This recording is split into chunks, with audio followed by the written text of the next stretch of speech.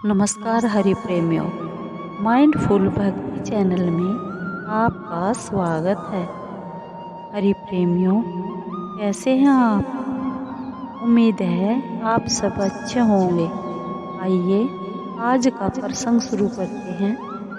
नारियल की जन्म की कहानी। नारियल कैसे आया? हरि प्रेमियों, वीडियो को अंत तक जरूर देखना। अगर आप चैनल पर नए हैं तो प्लीज़ वीडियो को लाइक करें और सब्सक्राइब करें। बेल आइकॉन ज़रूर दबाएं ताकि आप तक हमारे सारे नोटिफिकेशन पहुंच सके। अरे प्रेमियों, आइए जानते हैं। प्राचीन काल में सत्यव्रत नाम के एक राजा राज करते थे।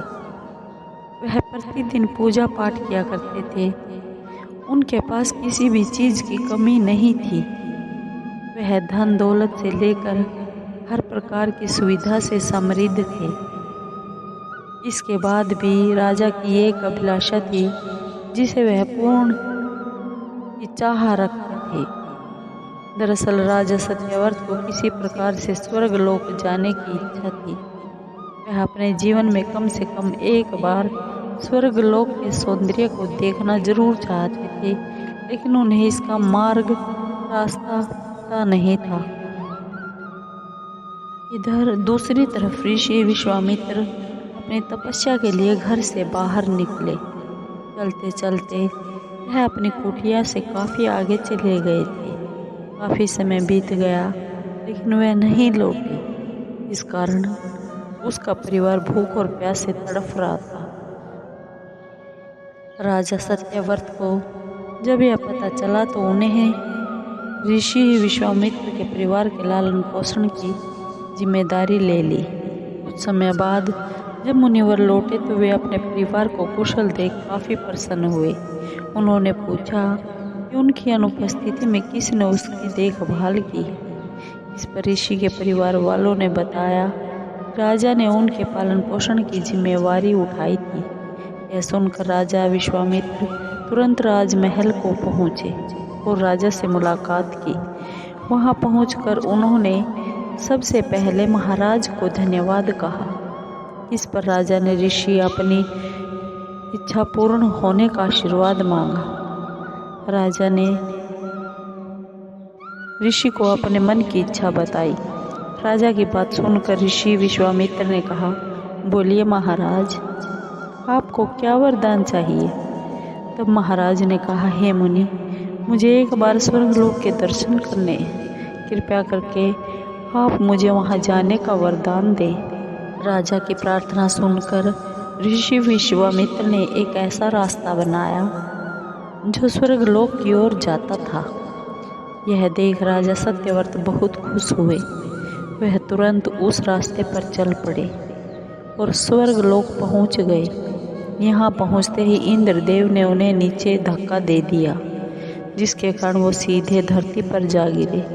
राजा ने सत्यव्रत ने तुरंत सारी घटना ऋषि विश्वामित्र को बताई। राजा की बात सुनकर ऋषि विश्वामित्र गुस्से से लाल हो गए।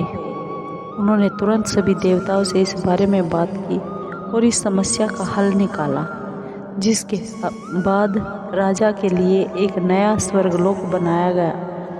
नए स्वर्गलोक को पृथ्वी और देवताओं के स्वर्गलोक के बीचों बीच स्थापित किया गया था ताकि किसी को कोई परेशानी ना हो। नए स्वर्गलोक से राजा सत्यव्रत तो बहुत खुश हुए, लेकिन विश्वामित्र को एक चिंता लगातार सता रही थी। उन्हें डर था कि नया स्वर्गलोक कहीं जोरदार हवा के कारण गिर ना पड़े। अगर ऐसा होगा तो राजा सत्यव्रत दोबारा से धरती पर जा गिरेंगे। काफ़ी सोच विचार के बाद ऋषि विश्वामित्र को एक उपाय सूझा।